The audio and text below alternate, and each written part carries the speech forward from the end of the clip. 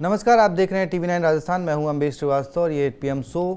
आज 8 PM में वही चर्चा, जिस तरीके से पूरा दिन जो माहौल रहा प्रदेश में कल वाले विवाद को लेकर। कल जो एक घटनाक्रम घटा जहां पर नरेश मीणा ने एक SDM को थप्पड़ मारा।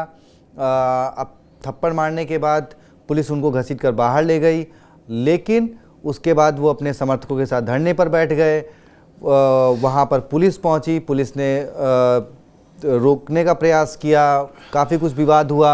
विवाद के बाद फिर आरोप ये लगा कि पुलिस ने पहले लाठीचार्ज किया, जिसके जवाब में नरेश मीणा के समर्थकों ने पत्थरबाजी करी। फिर कुछ लोगों को हिरासत में लिया गया। उसमें ये आरोप लगा कि नरेश मीणा हिरासत से भाग गए। पूरा रात ये घटनाक्रम चलता रहा। सुबह पता लगा नरेश मीणा फिर वापस उसी गांव में पहुंच गए। फिर उन्होंने समर्थकों से आने की अपील करी, और जब उन्होंने आने की अपील करी तो पुलिस ने उनको रोकने के लिए प्रयास किया, जहां पर फिर उनके समर्थकों ने आगजनी जैसी घटना को अंजाम दिया, और जिसके चलते एक बार फिर वही स्थिति हुई जो देर रात हुई थी।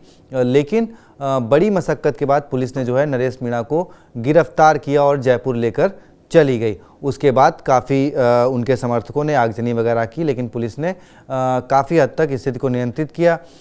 इस बीच किरोड़ी लाल मीणा, जो कि सवाई माधोपुर से विधायक हैं, मंत्री हैं, वो पहुँचे उस गांव में। वहाँ के लोगों से बातचीत करी। ये पूरा घटनाक्रम आज दिन भर में हुआ।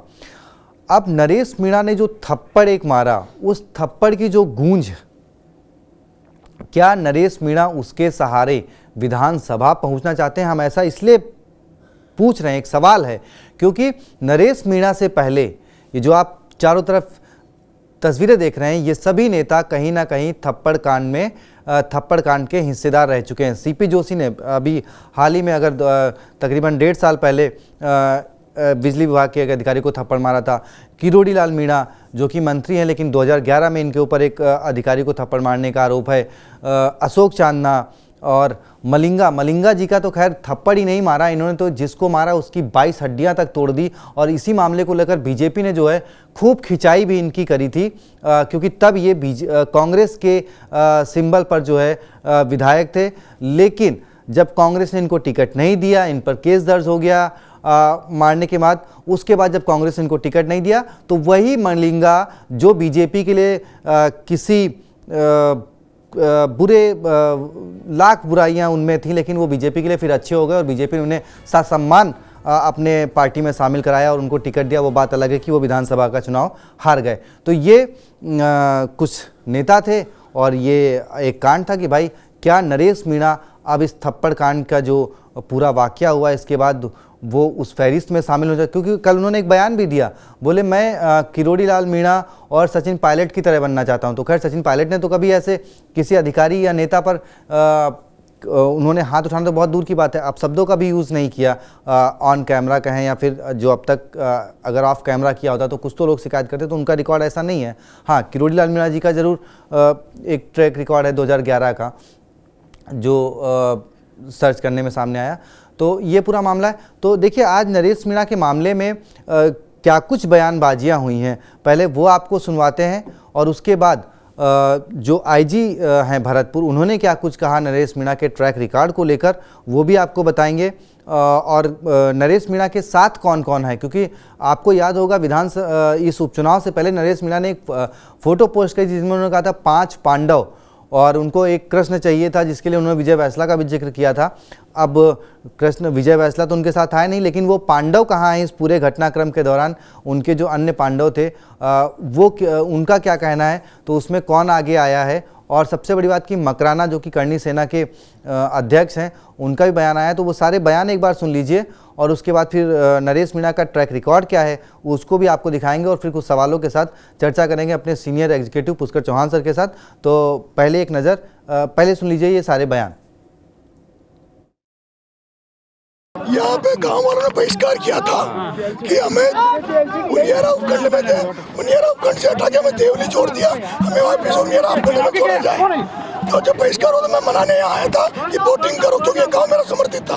तो इन्होंने कहा कलेक्टर आएगी जब हम वोटिंग करेंगे। मैंने कलेक्टर को बुलाया, प्रशासन ने एक नहीं सुनी, प्रशासन ने एक नहीं सुनी। डिप्टी एडिशनल एसपी आते 2-3 घंटे हमने वेट किया।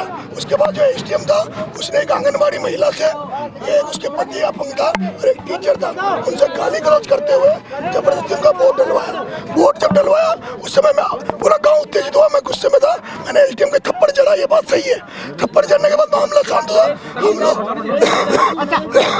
नरेश जी ये तो मानते हैं कि आपने थप्पड़ आपने मारा था? बिल्कुल माना था। हाँ, मैंने मारा था। क्यों मारा था? इसलिए मारा था, उस एसडीएम ने जो कन्हैयालाल चौधरी का एजेंट था, बीजेपी का एजेंट था, जो एसडीएम मालपुरा लगा हुआ कन्हैयालाल के एरिया में, उसको यहाँ आरोप बनाया था। वो यहाँ पूरे एरिया में मुझे हराने के लिए पूरा प्रयास कर रहा था। उसने यहाँ फर्जी वोटिंग चला के 3 वोट डला के उसका ये मन था कि भाई बहिष्कार कैंसिल हो गया। तो कांग्रेस में आ चुके थे तो किसकी चेहरे खड़े हुए हैं, ये बात भी मैं समझता हूँ कि सोचने की है। बीजेपी ने खड़ा किया चुनाव जीतने के लिए, क्या किया इसकी जानकारी भी प्रदेश कांग्रेस कमेटी ले रही है कि इस नौबत क्यों आई। तो जो कल की घटना बड़ी दुर्भाग्यपूर्ण घटना है। अब कल की घटना के बाद में आप बताइए, सरकार का इकबाल बचा है क्या? सरकार का इकबाल होता है गवर्नेंस के लिए, शासन तब होता है तब अच्छा गवर्नेंस में इकबाल बना रहे। इकबाल ही खत्म हो गया। आप जो घटना घटित हुई है कल, वो मामूली घटना नहीं थी। एसडीओ लेवल के अधिकारी को आप थप्पड़ लगाए कोई व्यक्ति, ये स्थिति बनी क्यों? और इतनी हिम्मत क्यों हुई किसी की? तो कहाँ सरकार का इकबाल है? हम बार बार सरकार को कहते हैं आप गुड गवर्नेंस दो, पूरी प्रदेश की जनता का भला हो। हम आलोचना भी करते हैं तो उसको सकारात्मक रूप में लेना चाहिए। और अगर बातों में दम नहीं है, हमारी बातों में, आप खंडन करो, दम है तो सुधार करो, जनता का भला हो। यही तो डेमोक्रेसी में होता है। पर बीजेपी के तो जैन में, उनकी फितरत में है ही नहीं कभी कि आप विपक्ष की भावनाओं का आदर करो, बात सुनो, आलोचना को सहन करने की शक्ति रहे आप में। ये तो है ही नहीं उनके अंदर। ये सिस्टम का फेल्योर है, सिस्टम का फेल्योर है। और कहीं ना कहीं मुझे ये लगता है कि ये सिस्टम की तरफ से ही माहौल खराब करने का एक प्रयास किया गया। जाहिर सी बात है कि आप देख रहे होंगे कि जब ये घटना हुई उससे पहले सब शांतिपूर्ण तरीके से बैठे थे, सब खाना खा रहे थे। उस समय अचानक ही आंसू गैस के गोले दाग दिए गए। हकीकत धरातल की स्थिति क्या है वो मैं नहीं जानता, पर जो सुनने में आया, जो देखने को मिला है, उससे ये लगता है कि कहीं ना कहीं ये सिस्टम की एक फेल्योर रहा, जिसकी वजह से ये इतनी बड़ी घटना घटी है। ना उसके बारे में डिटेल से, ना मैं गृह विभाग मेरे पास है और ना मैं उस एरिया का रहने वाला हूँ, तो इससे मेरा कोई मुझे आइडिया नहीं है इसके बारे में कि थप्पड़ मारा क्या हुआ। पर अगर थप्पड़ एसडीएम को कोई भी नहीं मार सकता है ना, अगर मारा है तो एक्शन तो सरकार लेगी इसके ऊपर। कल सर पुलिस वहाँ गई मौके पर, एक बार नरेश मीणा को गिरफ्तार कर लिया जाता है, जबरन पुलिस उसे छुड़ा कर ले जाती है और इसके बाद फिर वो वापस सुबह पहुंचता है, रात को बवाल होता है, आगजनी घटना होती है। तो क्या उस पर जब ये 12 बजे घटना थी तो क्या एक्शन नहीं लेना चाहिए था सरकार को? ऐसा क्योंकि मुझे इस पूरी घटना क्या सरकार ने एक्शन लिए, मुझे इसके बारे में कुछ मालूम नहीं है, तो मेरा कमेंट करना बिल्कुल सही नहीं होगा इसके बारे में। राजस्थान में और जहां जहां उपचुनाव है राजस्थान में 7 सीटों पर, वहां पे एक देवली उनियारा एक सीट है। आप सुनिए, देवली उनियारा एक सीट है जहां से बाकायदा 4-5 बार राजपूत, 5 बार कांग्रेस की सीट से राजपूत भी एमएलए रहे। वहां से राजस्थान यूनिवर्सिटी के मेरे मित्र हैं नरेश मीणा, उन्होंने निर्दलीय चुनाव लड़ा है। नरेश मीणा मेरे राजस्थान यूनिवर्सिटी के, राजस्थान विश्वविद्यालय के मित्र रहे हैं और युवाओं की लड़ाई वो लड़ते रहे हैं हमेशा। और बात यहाँ राजनीति की नहीं है, उपचुनाव में कौन जीते कौन हारे इसकी नहीं है। अभी टीवी के माध्यम से मैंने देखा कि कोई बार बार खबर चलाई जा रही है कि एसडीएम के साथ उनकी कोई हॉट टॉक हुई है, कोई आपस में कोई कहासुनी हुई है और चलाया जा रहा है कि नरेश मीणा जी के द्वारा एसडीएम को थप्पड़ मारा गया है। अब मैं इस बात को मैं एग्री नहीं करता कि ऐसा हो सकता है। और अगर एक तरफा कार्रवाई हुई, मैं इसलिए आया हूं कि नरेश मीणा युवाओं की हमेशा आवाज रहा है, आवाज बुलंद करने वाला व्यक्ति रहा है और हमारा मित्र रहा है। और अगर वो चुनाव लड़ रहे हैं, मैंने किसी के लिए समर्थन किया, किसी के लिए खिलाफत की बात अभी तक उपचुनाव में हम लोगों ने नहीं करी। करणी सेना के राष्ट्रीय अध्यक्ष होने के नाते मैं अभी 2-3 लोगों को फोन भी किया, लोगों ने बोला आपका क्या लेने देना है। मैंने कहा यार, मित्रता का एक ओहदा ऐसा होता है, एक संबंध ऐसा होता है जो कई जाति बिरादरी से बढ़ के होता है। वो हमारे मित्र हैं नरेश मीणा, अगर उनको दिक्कत आई है तो महिपाल सिंह पर्सनली आपके लिए खड़ा है। अगर एक तरफा कार्रवाई होगी, एसडीएम के साथ कोई मारपीट की खबर बताई जा रही है, और अगर ऐसी कोई बात मुझे लगता नहीं नरेश मीणा जी कर सकते हैं। नरेश जी को अगर फंसाया गया, नरेश मीणा को अगर फंसाया गया, एक तरफा फंसाया गया, एक तरफा कार्रवाई हुई, तो महिपाल सिंह मकराना आपके लिए पहले भी तैयार था, आप आगे भी तैयार रहेगा। मैं आऊंगा। चुनाव में कौन जीते कौन हारे कोई फर्क नहीं पड़ता। इसमें बेसिकली आपका राजकार्य में बाधा पहुंचाने के, पुलिस हिरासत में भगाने के, सरकारी संपत्ति में तोड़फोड़ के प्रकरण इसमें दर्ज किए गए। क्या नरेश मीणा के खिलाफ एसडीएम साहब की तरफ से मामला दर्ज होता है? हाँ, अभी उनकी तरफ से भी दर्ज अभी हुआ है, और इसके अलावा इनके खिलाफ, इस अपराधी के खिलाफ जो है, उक्त अपराधी के खिलाफ दर्जनों प्रकरण दर्ज है। कई जगह इसकी गिरफ्तारी पेंडिंग है। उन सभी प्रकरणों में हम इनको गिरफ्तार करेंगे इसको, और इसके खिलाफ जितनी भी कठोर कार्रवाई हो सकती कराएंगे। और अभी पता लगा कि ये जयपुर में, बारां में, अन्य कई जिलों में वांछित अपराधी है। इन सभी प्रकरणों में इसको गिरफ्तार करके और कठोर कार्रवाई की जाएगी। तो गांव की तरफ मूव हो रहा है मतलब आपका, क्योंकि गांव में मौजूद है, लाइव चल रहा है फेसबुक पे। इसको एक बार वेरीफाई करवाते हैं। ये सूचना मुझे प्राप्त हुई है, और वेरीफाई करके हम इसको शीघ्र गिरफ्तार करेंगे। चलिए, तो आपने सुना सरकार का पक्ष, विपक्ष का पक्ष, नरेश मीणा के जो 5 पांडव थे उनमें से एक पांडव का पक्ष, पुलिस का पक्ष। जो आईजी हैं उन्होंने क्या कुछ कहा भाई, उन्होंने अब सीधा सीधा डिक्लेयर कर दिया कि वो एक अपराधी है, वांछित है, भगौड़ा तक अगर उनके शब्दों में कहा जाए तो उन्होंने साबित कर दिया 23 मामलों में वांछित है। एक लिस्ट है कि नरेश मीणा पर कौन कौन से अपराध के मामले दर्ज हैं। तकरीबन 15 अपराध के मामले जो है वो दर्ज हैं। ये पूरा उनका रिपोर्ट कार्ड है। 2023 विधानसभा चुनाव में भी एक फाइल विजुअल है, मैं आपको दिखाना चाहूँगा कि वहाँ पर वो 2023 के विधानसभा चुनाव में भी एक एसडीएम ही शायद तत्कालीन थे, उनके साथ बहस करते हुए और उनसे तकरीबन धक्का मुक्की तक की नौबत भी आ गई थी, वो झटका दे रहे थे। ये 2023 की तस्वीर आप देख रहे हैं, विधानसभा चुनाव के दौरान नवंबर में जब छबड़ा में हो रहे थे तब की ये तस्वीर है। तो ये ट्रैक रिकॉर्ड रहा और ये पुरानी तस्वीर है नरेश मीणा की। तो चलिए अब आज सवालों को थोड़ा सा स्किप कर देते हैं, क्योंकि सवाल वही हैं जो आपके साथ हैं। तो सीधे चलते हैं अपने senior executive producer Pushkar Chauhan sir के पास और जानते हैं कि नरेश मीणा का जो ये कदम है और जो बाकी के नेताओं का इतिहास जो मैंने अभी चर्चा करा, तो नरेश मीणा के साथ अब क्या कुछ होने वाला है। वैसे एक ये भी है कि पूरी वजह भी सर से समझना चाहेंगे कि नरेश मीणा ने आखिर एसडीएम पर हाथ उठाया, तो एसडीएम की भी कहाँ गलती रही होगी, क्या एसडीएम ने वाकई में गलत किया, गांव वालों के समर्थन में जो नरेश मीणा बैठे थे वो मामला क्या है, तो पूरा मामला सुनेंगे। जी सर। पहली बात, आपने सारे बयान सुनाए, उनमें सबसे इम्पोर्टेंट बयान था नरेश मीणा ने। नरेश मीणा ने आज 2 काम किए। एक, उन्होंने ये आरोप लगाया कि पुलिस उनके ऊपर मारपीट कर रही है जब सतावर गांव पहुंचे। दूसरा, उन्होंने सबसे बड़ा आरोप एसडीएम के ऊपर लगाया कि एक दलित महिला से बदतमीजी की। और देखिए, अशोक कुमार आईजी रेंज अजमेर मान रहे हैं कि उनकी तरफ से भी शिकायत आई है। ये पूरा अब पॉलिटिकल माइलेज के लिए हो गया। अब उनके साथ सतावर गांव में देखा आपने किस तरीके से लोग खड़े हैं। कल रात में भी देवली में कल रात 8 बजे तक कुछ भी नहीं हुआ था, और 8 बजे के बाद 9:45 बजे से जो आग भड़की है वो दोपहर 1:30 बजे और 1 बजे करीब खत्म हुई। उसके 10 पुलिस वाले घायल हो गए, कई ग्रामीणों को चोट आई, गाड़ियां फूंक दी गई और 60 लोग गिरफ्तार हुए हैं अभी तक, हिरासत में थे। अब उसमें गिरफ्तारी कितनों की दिखाई है मुझे अभी एग्जैक्ट फिगर पुलिस नहीं बता रही है, लेकिन वो नरेश मीणा अब सरकार को याद आया 11:30 बजे जब वो सतावर गांव समरावता गांव पहुंचते हैं। जी सर। और कहते हैं कि हमको पुलिस ने मारा है। बस नरेश मीणा ने विवाद किया, इसमें सजा है जो राज्यकार में बाधा डालने की है, ये बड़ी सजा है। लेकिन मैं आपको आसानी से कह सकता हूँ क्यों, जो भाषा इस समय आईजी रेंज अजमेर की थी वो ये बता रही है कि जल्दी इनको जमानत मिलने वाली नहीं है।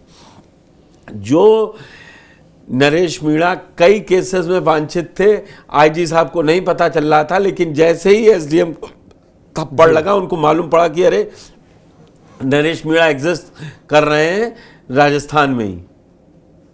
अब उनके ऊपर एक एक केस खुलेंगे, उस पर आरोप लगेंगे। ये एक जब प्रशासन, अब आप इससे दो बातें समझ लीजिए, जैसे ही अशोक गहलोत पूर्व सीएम ने यह आरोप लगाया कि ये सरकार की मिली भगत तो नहीं है, ये सरकार का कोई चाल तो नहीं है, तो वैसे ही तय हो गया कि अब नरेश पर सख्ती होगी और सब लोग सामने आ गए। ये, और जबकि अशोक गहलोत ये कह रहे थे कि ये बीजेपी के प्लांटेड थे कांग्रेस के कैंडिडेट को हराने के लिए। अभी भी आप देखिए शिव ने के विधायक रविंद्र सिंह भाटी ने क्या बयान दिया, हारे जीते। महिपाल मकराना ने क्या बयान दिया। अब उनके साथ युवा जुड़ेगा, अब ये एक माहौल क्रिएट होगा। वो अभी आप समझिए, जब कल मुझे लगता है इनको कोर्ट में पेश किया जाएगा, वहां से इनको जुडिशियल कस्टडी या पुलिस रिमांड मांगेंगे, जेल में बंद कई और 12 जिले से पुलिस आ जाएगी, कहेगी मुझको चाहिए, मुझे कस्टडी दे दी जाए। उसके बाद जयपुर में मुकदमे दर्ज हैं। अब यहां से कम नजदीकी समय 10-15 दिन तो मुझे नहीं लगता कि नरेश मीणा को कोई राहत मिलने वाली है। और आप ये देखिए, राजनीति में बोलने वाले कौन कौन सामने आया, किनको आना था वो नहीं आए। वसुंधरा राजे कुछ आई ही नहीं सामने। 12 जिला छाबड़ा से वो विधायकी लड़ चुके, उन्होंने नहीं कुछ कहा। कहने वाले कौन लोग हैं कि किरोड़ीलाल मीणा ने भी डायरेक्ट अटैक नहीं किया है। दरअसल वो खुद वहाँ गांव पहुंच गए हैं पूरे स्थिति जानने के लिए, वो वहाँ बैठे हुए लोगों से चर्चा कर रहे हैं। वहाँ पे उनको वो वही समझाने की कोशिश कर रहे हैं कि हम भी, सरकार भी है, लेकिन अब आप ऐसा कोई कदम मत उठाएं। अगर देखिए उनके समर्थक हुजूम जमा हुआ है। अब ये भविष्य नरेश मीणा का ये लोग ही तय कर देंगे। अगर वो लंबे समय जेल गए, उनको लोग कैसे देखते हैं, क्या करते हैं और साथ में आते हैं कि नहीं, वो तय करेगा। लेकिन ये तय मानिए कि 28 में वो किसी पार्टी के टिकट पर चुनाव लड़ेंगे। मैं अभी ये नहीं खुलासा करूंगा कि वो कांग्रेस से लड़ेंगे, बीजेपी से लड़ेंगे। अभी आपने नेताओं का सब भविष्य बताया। नहीं, मैं वही जिक्र करने वाला था कि कम से कम नरेश मीणा ने तो सिर्फ थप्पड़ ही मारा है। मलिंगा ने तो एक बिजली विभाग के अधिकारी के कर्मचारी की 22 हड्डियां तोड़ दी थी। वो आज भी पिछले 1.5-2 साल से बिस्तर पे है। यही बीजेपी मतलब पानी पी कर गहलोत सरकार को कोसा करती थी। और वही सुनिए, तो क्या आप विपक्ष और पक्ष में शुचिता की हर समय बात करते हैं, वो होता नहीं है। ये मौका अभी नरेश मीणा के ऊपर है, इसमें मलिंगा को याद करने की जरूरत नहीं है। भूल गए हैं सब। राजनीति इसी को कहते हैं। आप कितनी भी शुचिता की बात कर लीजिए, वो किसी पार्टी से आप नहीं कर सकते हैं। और जनता भी वही सुनना चाहती जो अभी ताजा हो रहा है। बिल्कुल सर, शायद वो वही वजह है। तो मैं फिर वही कहता हूं कि शायद इसीलिए ये स्थिति है। आप उस बात को ही नहीं पकड़ रहे। उन्होंने लाइन सेट कर दी है कि दलित महिला के साथ बदतमीजी कर रहे थे ये एसडीएम जी। और वो कांग्रेस क्या बोलेगी जिसने अपने ही कार्यकाल में उनको जेल में रखा 40 दिन जी। तो वो तो छात्र राजनीति से बढ़ के आए हैं, राजस्थान यूनिवर्सिटी के महासचिव रहे हैं, उनका कैरियर। लेकिन सर अब एक चीज और, चलिए वो 5 पांडव जो तस्वीर एक आई थी, हम लोगों ने उस पर चर्चा भी करी। अच्छा, आप क्या करना चाहते हैं? वो 5 क्या कर दें जाके? आपने झापड़, एक रविंद्र सिंह भाटी के अलावा किसी ने बोलने से मना गया नहीं, लेने नहीं गया कोई। कौन लेने गया बयान? मकराना ने खुद फेसबुक पे आकर एक अपना बयान अरे डाला। तो नहीं देना। अब ये तो आप, ये अम्बेश, ये जबरदस्ती होती है, ये राजनीतिक, आप किसी पर अपनी आइडियोलॉजी थोप रहे, वो साथ है उनके गलत के लिए साथ थोड़ी ना है, वो उनको राजनीतिक तौर पर इसका मतलब कि नरेश मीणा गलत है। हमने ये नहीं कहा, ये अब आप अपना इंटरप्रिटेशन निकालिए, ये हंसी नहीं है, दर्शक सुन रहे हैं आपको, वो इंटरप्रिटेशन ये नहीं है, उन्होंने मतलब राजनीतिक एक मजबूती की बात होती है कि भाई मजबूती अगर कैसे, साथ आप थे पहले साथ में, तो आपने चुनाव से पहले साथ दिया था, तो अगर वो थप्पड़ मारते दिख रहे हैं, उन्होंने कहा शिव ने, तो सर उन्होंने ये भी कहा ना कि भाई गलत किसकी है, जांच होनी चाहिए, जांच होगी, कल को वही सब कह दे तुरंत। राजनीति में क्या, मैंने कहा ना 2 मिनट मैगी नहीं है राजनीति, राजनीति बहुत लंबी चलती है। आप यहीं तुरंत ऑन स्पॉट फैसला हो जाए कि अगर हनुमान बेनीवाल साथ आ जाते, राजकुमार रौत आ जाते और नरेश मीणा साथ बैठे होते, तो और ये भाटी ने दे ही दिया तो चल जाता, काम हो जाता, मतलब इनको जमानत में दे देती कोर्ट। सर जुडिस मामलों में कोई नहीं बोलता है, ये आज का नहीं हमेशा से रहा है। उनको जो साथ देना होगा वो दे रहे होंगे कि उनके समर्थकों के ऊपर अब कोई बात ना हो पाए। हर चीज यहां कैमरे पे नहीं होती है, कैमरे पे क्या होता है उसके बाद क्या हश्र होता है, ये जो होता है। तो वही तो नरेश, कौन ऐसा नेता है जो गाली नहीं देता, लेकिन कैमरे कितने किरणलाल मीणा की गाली के वीडियो वायरल हुए जी। मार का भी मैंने जी वो स्टोरी, वही सीपी जोशी सांसद है, उनका थप्पड़ का वीडियो मेरी अपने TV9 चैनल पे लगा हुआ है, आप जाके देख सकते हैं। वो आज की नेता एक लाइन कहता है कोर्ट में, मैं आपको आज बता दूं, कहता है मैं अपनी जनता का सेवक हूं, अगर वो गलत करेगा, मुझे लगेगा अगर वो गलत कर रहा है तो मैं आपा खो दूंगा, बस बात खत्म हो गई। वहीं इससे छूटती चली जाती है। अरे राष्ट्रीय स्तर के नेताओं ने सुप्रीम कोर्ट में माफी मांगी है, कोई सीएम है, कोई एलओपी है। राजनीति में सारी पार्टियां, हमाम में सब नंगे हैं, जिसको जो मौका लगता है वो करता है। कोर्ट में जाके कह दिया गलती हो गई, अब की नहीं कहेंगे। नहीं तो क्या मतलब आपके ऊपर आपका एक वीडियो, एक बयान तो ये भी है ना कि कुदाल लेके, फावड़ा लेके, डंडा लेके, जो भी औजार मिले वो लेके आइए। बिल्कुल आइए, क्योंकि सरकार बहुत बड़ी होती है, उनको लग रहा है प्रशासन जबरदस्ती कर रहा है, मैं मार दिया जाऊंगा। नहीं तो इसी तो मैं भी तो केस सुबह बनता से है ना। मैं एक ही बात समझाना चाह रहा हूं दर्शकों को, नरेश मीणा ने दो अपने पक्ष रख दिए। एक, उन्होंने एसडीएम को मारा, एक नहीं वो 2 मारते, उसको कह रहे हैं एक नहीं 2 मारने चाहिए थे। क्यों? क्योंकि वो दलित महिला से बदतमीजी कर रहा था। और मैं जनप्रतिनिधि का चुनाव लड़ रहा हूं, तो मैं तो लड़ूंगा, मैं जेल चला जाऊं। नहीं तो वो आपको, अगर आप आरोप लगा रहे हो तो आपको वो फुटेज भी तो देना पड़ेगा। वो कहां से फुटेज रखे? नेता कहां से फुटेज दे? सर कोर्ट तो सबूत मांगेगा ना कि आपका वो चुनाव आयोग मांगेगा, आप नहीं मांग सकते हैं। जो भी मांगेगा, हाँ वो चुनाव आयोग वीडियोग्राफी में होते हैं अब सारे चुनाव, हाँ। वो देना पड़ेगा चुनाव अधिकारी को, आपको नहीं दिया जाएगा, वो कोर्ट की चीज है, वो बनाना रिपब्लिक नहीं है कि सारी चीजें। अगर अधिकारी को आपने मारा है तो आपको, आप पे भी तो कुछ ना, भाई जनप्रतिनिधि होने के नाम पे आप कुछ भी थोड़ी कर लोगे।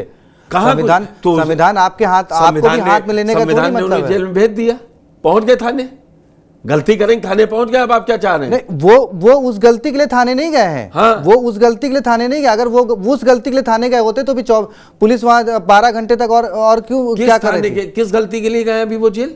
नहीं तो मतलब गिरफ्तार किए गए। अगर वो गलती के लिए जेल गए तो बाकी ये जो तांडव हुआ, जो लोगों को औजार बुला रहे थे, जो रात में पूरा पथराव हुआ, जब उनको कह रहे हैं हमको मारा है, पुलिस दे सफाई, पुलिस ने बता दिया ये वांछित है, वो इनकाउंटर भी कर सकती है पुलिस, उसमें क्या है? नहीं तो वही मैं कह रहा हूं ना कि भाई लोकतंत्र में सारे सवाल जवाब उस पे नहीं दिए जाएंगे टीवी पे, वो कोर्ट करेगी, वो अपने रखेंगे तथ्य। नहीं लेकिन सर कोर्ट करेगी वो ठीक है, लेकिन आप ये कैसे कह रहे हैं नेता होने के तौर पे ये कैसे साबित होगा कि उस एसडीएम ने किसी महिला से बदतमीजी नहीं की थी? तो ये न्याय करेंगे? कानून किस लिए है? तो पुलिस किस लिए है? वो चले गए, वो जेल चले गए। नहीं तो ऐसे तो कल को कोई भी आके कर लेगा, कोई भी किसी को आप सोचिए कितनी बेचारी है, समय समाप्त हो रहा है, कितनी बेचारी है राजस्थान पुलिस कि उसकी हिरासत से भाग जाते हैं। इतनी सीधी है पुलिस, और वो भेजती है, गांव में भेजती है, उनको ये मौका देती है यही पुलिस। चलिए, खैर ये एक परसेप्शन मैंने दिखाया कि एक नेता नहीं है, कई नेता हैं राजस्थान के जो खैर पहले सांसद रहे हैं, उसके बाद उनके थप्पड़ कांड आए हैं। लेकिन नरेश मीणा 2 बार चुनाव लड़ चुके हैं, 23 में छबड़ा से लड़े, अब 24 में यहाँ से लड़े, अभी 23 तारीख को नतीजे आएंगे, क्या कुछ होगा उसका इंतज़ार करना पड़ेगा। लेकिन क्या इस थप्पड़ कांड के बाद वो 28 से अपनी राजनीति को सेट कर रहे हैं, वो क्या कुछ करना चाहते हैं और क्या कुछ सही है क्या कुछ गलत है। बाईजी ने पूरा ट्रैक रिकॉर्ड रख दिया उनके सामने कि भाई 23-24 मामलों में वो वांछित हैं, अपराधी हैं, भगोड़ा बता दिया। तो नरेश मीणा के साथ क्या कुछ होगा वो कोर्ट तय करेगा, कानून तय करेगा। फिलहाल जो स्थिति टोंक की या फिर कहें जो गांव की हुई, उसके लिए अभी भी कुछ समर्थकों में नाराज़गी है। तो बस TV9 की तरफ से यही कहना चाहेंगे कि जो हुआ कम से कम जो लोग अभी देख रहे हैं वो ऐसा ना करें और स्थिति बनाए रखें। अब ठीक है, जो कुछ है अब कानून है, कोर्ट है, वो इस मामले में देखेगा कि भाई उन्होंने SDM को मारा तो SDM सही थे या फिर नरेश मीणा सही थे, क्या कुछ है वो सब कोर्ट का मामला है। बहरहाल TV9 राजस्थान को सब्सक्राइब कर लीजिए और देखने के लिए बहुत बहुत शुक्रिया।